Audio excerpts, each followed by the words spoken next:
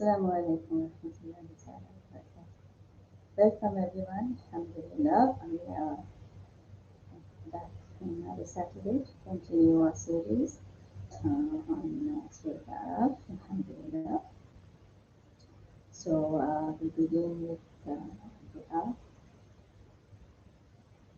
Al-Fatiha ya Rabbi ya Ghafur ya Ghaffar ya Ghafur ya قل غير الله يا الفخر قل فاتر السماوات والأرض قل إني أمرت أن أكون أول المؤمنين ولا تكونن من المشركين وما كان للمؤمنين إذا قضى الله ورسوله أمرا أن يكون لهم من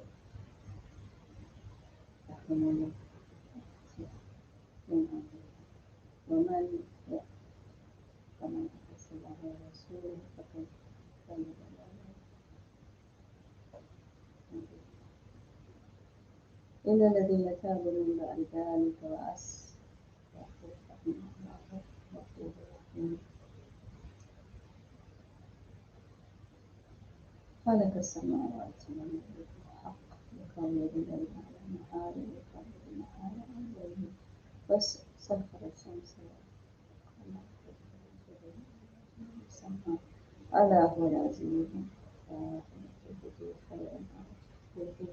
أو تعفو عن سوء فإن الله كان وآخر أمر إنا كنا من قبل ندعوه إنه هو البر الرحيم هو الأول والآخر والظاهر والباطن وهو بكل شيء عليم كل شيء عليم تخرج الحي من الميت وتخرج الميت من الحي وترزق من تشاء وتقدر في الساعة ما نحن يا ناس الأساس ما نشترك يا أساتذة لا سعادة بالنسبة للعافية والرحمة والمغفرة and we ask for Allah to grant us technological us in peace and tranquility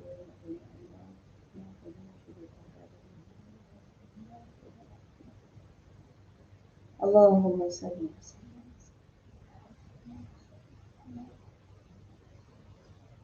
رب زدنا علما اللهم صل وسلم محمد صلاة بسيرك العظيم وباسمك العظيم وشفاعتك وسلم تسليما كثيرا الحمد لله. So Alhamdulillah, we'll continue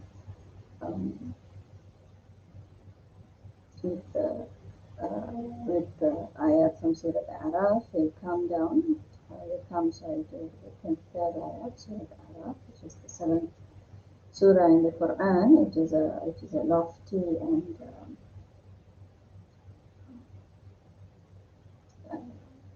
lofty surah talking about much to do with the Akhirah. Especially Surah A'raf has some details on Yawm al-Qiyamah that many other surahs don't have, alhamdulillah. But we begin with the story of Sayyidina Ali. And Iblis, we talked quite a bit about Iblis, who went on to become Satan, Shaitan. And then we talked about the attitude he had that caused his downfall. And now we are coming to Sayyidina Adam, the Sayyidatuna Hawwa, in their story, which we touched on briefly last week, from ayah 19 to 23. So we'll start from 23 and continue today, inshallah. I don't have any questions to answer today or any other topics that seem pressing to talk about. So we will begin with the tafsir.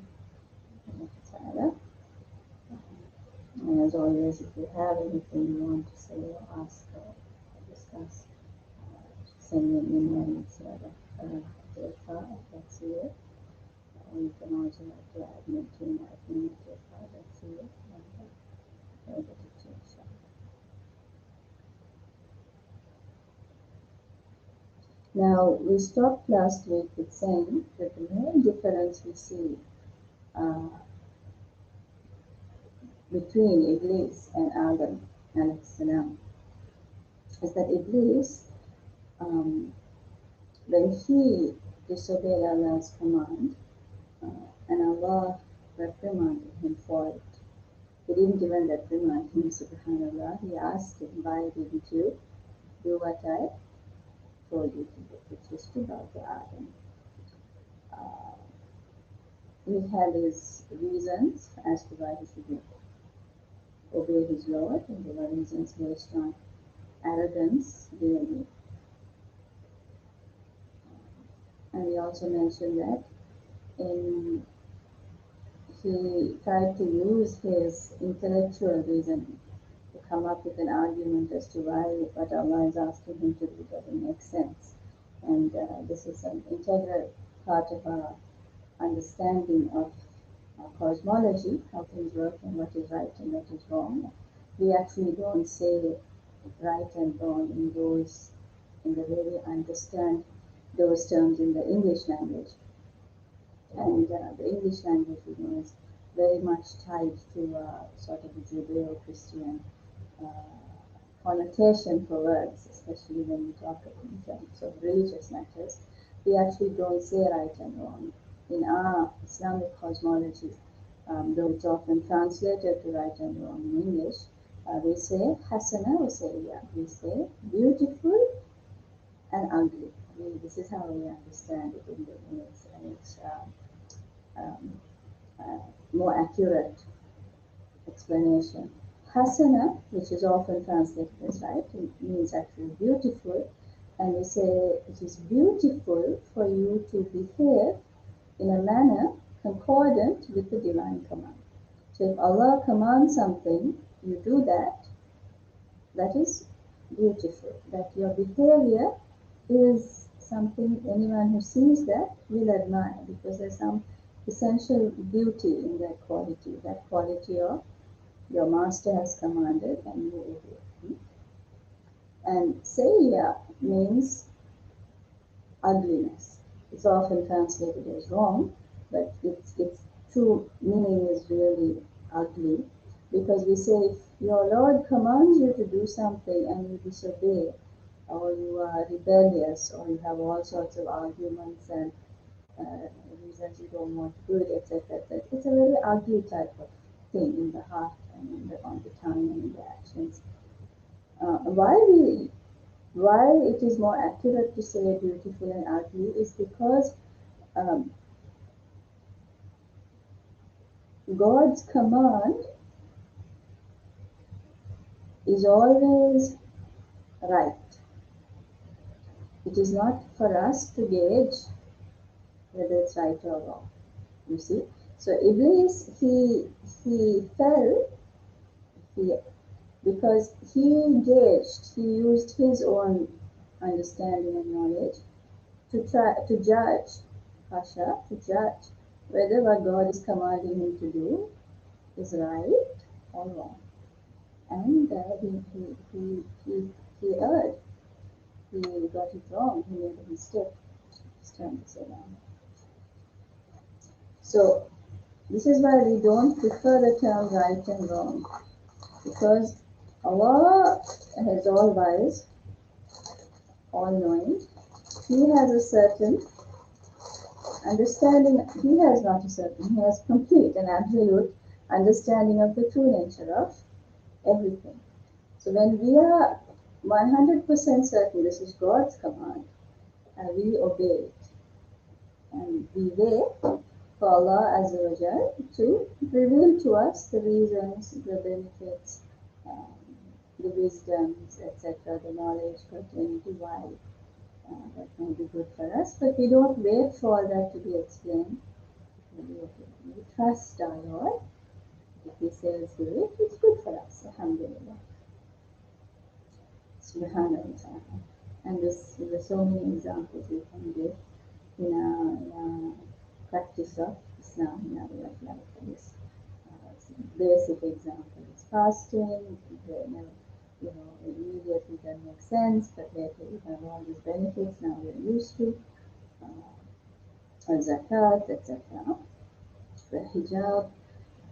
But what is really important is we don't wait for an explanation as to why this is good for us before we do it.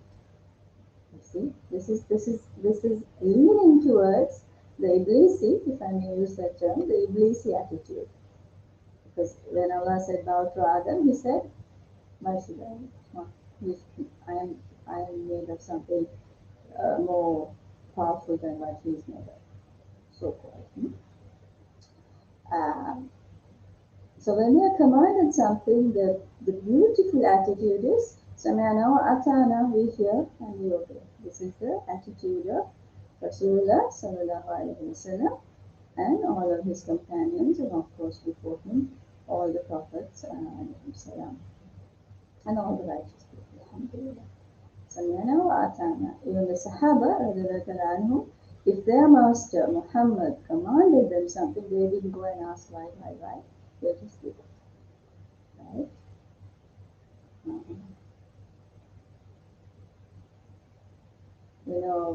Famous story in relation to this is when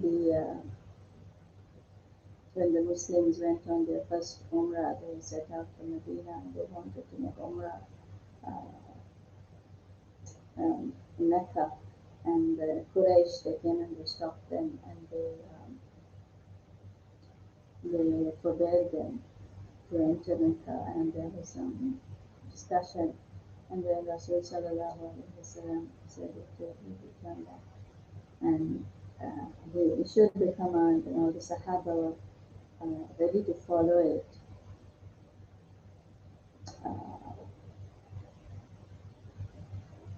Sayyidina Omar, when he was walking away, he asked Sayyidina Abu Bakr, he will obey his master Muhammad, but he still had, he was in his cupboard. He asked Sayyidina Abu Bakr, Ya Abu Bakr, aren't we stronger in number? And he said, yes, aren't we following Allah and His Messenger, and so aren't we on the right track? So he said, I don't understand why we have to give up our Umrah and go back. And he said, yeah, Abu Bakr, he said, Allah and His Messenger. So even that, that slight thing, Sayyidina Abu Bakr was able to correct and guide his friends, his companions, Sayyidina Abu. And this is why Rasulullah said about Sayyidina Abu Bakr, he said, if you take the iman of all of half of humanity and you put it on one side, and you take the iman of Sayyidina Abu Bakr and put on the other side, Sayyidina Abu Bakr's iman will outweigh the half of humanity. So it's such faith that this is Rasulullah, Messenger of God. If he says, I will obey, I don't question this and that. That leads to a lot of harmony in society, and that leads to a lot of success, because you don't waste your time and energy arguing.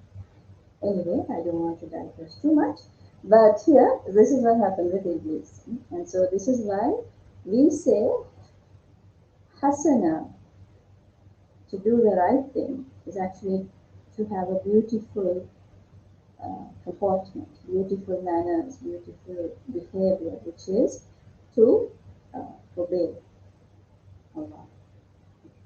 And say, yeah, what is ugly is when you're in disobedience with the command. So ethos, our attitude really is not about right and wrong, it's about being in harmony,